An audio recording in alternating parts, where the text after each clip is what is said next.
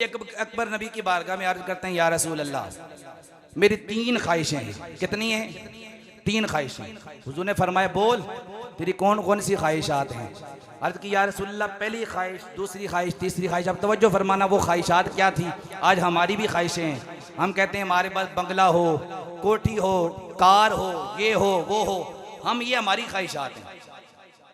सिद्दीक़ अकबर रज़ी अल्लाह ताला अन्हु आपने अर्ज की, या रसूल अल्लाह, मुझे सिद्दीक़ की, मुझे अबू बकर की 3 ख्वाहिशें। पहली ख्वाहिश ये है, मैं अपनी बेटी आपके निकाह में दे दूं। दूसरी ख्वाहिश ये है, सारा का सारा माल आपके कदमों पे कुर्बान कर दूं। तीसरी ख्वाहिश ये है कि चेहरा आपका हो, नजर से दीक की हो और आपका चेहरा देखता रहूं। हे अबू बकर, ये तीनों ख्वाहिशें, इनका ताल्लुक तो नबी की जात के साथ है। वो यह जवाब आता है, लोगों, नबी का गुलाम अपनी ख्वाहिश नहीं देखता, वो नबी की जात को देखता है। जो चीज मेरे नबी से निस्बत रखने वाली हो, जिसका ताल्लुक मेरे नबी से हो जाए, गुलाम को वही प्यारी लगती है। का माल भी आपकी बारगाह में, अपनी बेटी आपके निकाह में, हजरत आयशा सिद्दीका रज़ी अल्लाह ताला अन्हा, हुजूर की जोजा, और कहा चेहरा आपका हो, नजर सिद्दीकी हो। इसी तरह नबी के गुलामों की बात करें, उमर, वो उमर जिसके बारे में मुस्तफा ने फरमाया, शैतान जब उमर को देखता है तो रास्ता छोड़ देता है। शैतान भी उमर के रास्ते से भागता है, उमर के नाम से भागता है। वो उमर, अच्छा हुआ क्या, आप वैसे यहूदियों के बड़े खिलाफ थे, यहूदियों के बड़े खिलाफ थे, सख्त खिलाफ। अब हुआ ये कि उस दौर में हुजूर की बारगाह में, हुजूर के जमाने में, जाहिरी जमाने में यहूदी और मुसलमान के दरमियान झगड़ा हो गया किसी मामले में। तो यहूदी ने कहा कि चलो फैसला कराना है तो आपके नबी से फैसला करा। अब यहूदियों को भी पता था कि हुजूर सादिक को अमीन है और हुजूर कभी गलत फैसला नहीं करें, तेरा नबी जो कहेगा मैं मान लूंगा। मुसलमान ने कहा चलो ठीक है, चले गए नबी की बारगाह में। अब वो मुसलमान तो था, लेकिन आजकल के वो जो अपने आप को मुसलमान कहते हैं ना, उनकी तरह था कि ज़ाहिर में अपने आप को मुसलमान कहता था, लेकिन दिल में बुग़्ज़ रसूल। कहने लगा ठीक है फैसला करवाते हैं। चले गए नबी की बारगाह में। मेरे नबी ने इंसाफ के मुताबिक, अदल के मुताबिक फैसला यहूदी के हक में कर दिया। अब मुसलमान को बड़ी तकलीफ हुई, कलमा मैं नबी का पढ़ता हूँ, इनका कलमा पढ़ता हूँ और मेरी मदद नहीं की, मेरे हक में फैसला नहीं दिया।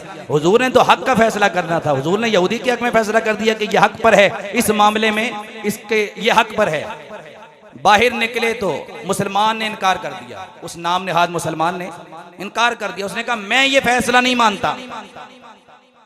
जैसा आजकल लोग कहते हैं ना, वो सलमान तासीर का क्या कसूर था, सलमान तासीर का क्या कसूर था? मैंने कहा ये वही कसूर था जो उस मुसलमान, नबी के जमाने में उस मुसलमान का कसूर, इसने कहा था मैं हुजूर का फैसला नहीं मानता। इसने भी कहा था ना मैं इस कानून को नहीं मानता, हुजूर की नामों से सालत के कानून को नहीं मानता।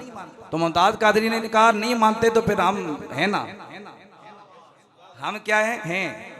तो नबी के गुलाम मरे तो नहीं है ना, जिंदा हैं। तो फिर बताया मुमताज कादरी ने जो करना था, कहा अदालत बाद में फैसला करेगी, नबी के गुलाम अपनी अदालत पहले लगाते हैं। तो नबी गुलामों की अदालत अपनी होती है।